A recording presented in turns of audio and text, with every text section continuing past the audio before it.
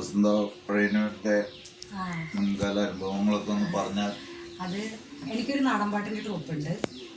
ഇപ്പോൾ ഇട്ടതാണ് ഞാൻ. എൻ്റെ ട്രൂപ്പിൻ്റെ പേര് പഴയന്നൂർ പടയാട്ടം എന്നാണ്. ഞങ്ങൾ 20ഓളം കലാകാരന്മാരുണ്ട്. കുറച്ച് ചാരിറ്റി പ്രവർത്തനങ്ങളൊക്കെ ആയിട്ട് അപ്പോൾ ആ ടീം കോർഡിനേറ്റ് ചെയ്യുന്ന ഞാനാണ്. പ്രോഗ്രാം ഉണ്ടാവാറുണ്ട്, പുറത്തൊക്കെ പ്രോഗ്രാം ഉണ്ടാവാറുണ്ട്. ഞാൻ ഈ ഒരു നാടൻപാട്ട് മേഖലയിൽ 20 വർഷമായി.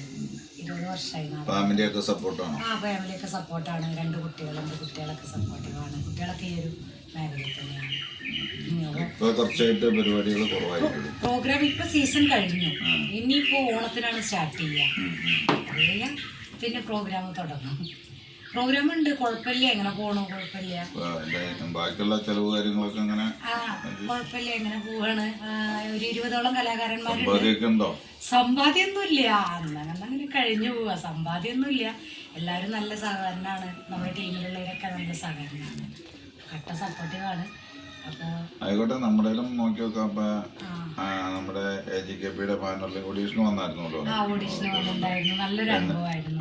പിന്നെ ആനന്ദിന്റെ കുടുംബവിശേഷം 4 പാട്ട് ഞാൻ ഗാനരചനയും സംഗീതം ചെയ്തിട്ടുണ്ട്. അപ്പോൾ പല ആൾക്കാരും വന്ന് പാടി ഇങ്ങനെ പോകുന്നുണ്ട്. അപ്പോൾ താങ്കളൊരു അങ്ങനെ ഒരു ആവശ്യം ഉന്നയിച്ചപ്പോൾ അത് നോക്കി നോക്ക്. താങ്കളുടെ ശബ്ദവും കാര്യങ്ങളൊക്കെ നമുക്ക് യോജിക്കുകയാണെങ്കിൽ സിനിമയായിട്ട് ബന്ധപ്പെട്ട് അതിലേക്ക് ആഡ് ചെയ്യാൻ പറ്റുകയാണെങ്കിൽ തീർച്ചയായിട്ടും ഞാൻ ചെയ്യും. പക്ഷെ ശബ്ദം നമുക്ക് ആ സിറ്റുവേഷനിൽ പറ്റില്ലെന്ന് നോക്കിയൊന്നുമില്ല. കുഴപ്പമില്ല. ഞാൻ ഈ ഫോക്ക് നാടൻപാട്ടിലാണ് കൂടുതൽ എൻ്റെ ഒരു ശ്രദ്ധ കൊടുത്തേക്കുന്നത്. അപ്പോൾ നാടൻപാട്ട് തന്നെ ഞാനൊരു 4 ഫിലിമിൽ ഞാൻ പാടിയിട്ടുണ്ട്. അപ്പോൾ ഈ കേരള ടുഡേ എന്ന് പറഞ്ഞൊരു ഫിലിമിലൊക്കെ ഈ എള്ളുള്ളേരി എന്നുള്ളത് ഫസ്റ്റ് ഞാനാ പാടിയിട്ടുണ്ടായിരുന്നു. നമുക്ക് കാര്യത്തിലേക്ക് എടുക്കല്ലേ. ആയിക്കോട്ടെ. ചായ കുടിക്കും.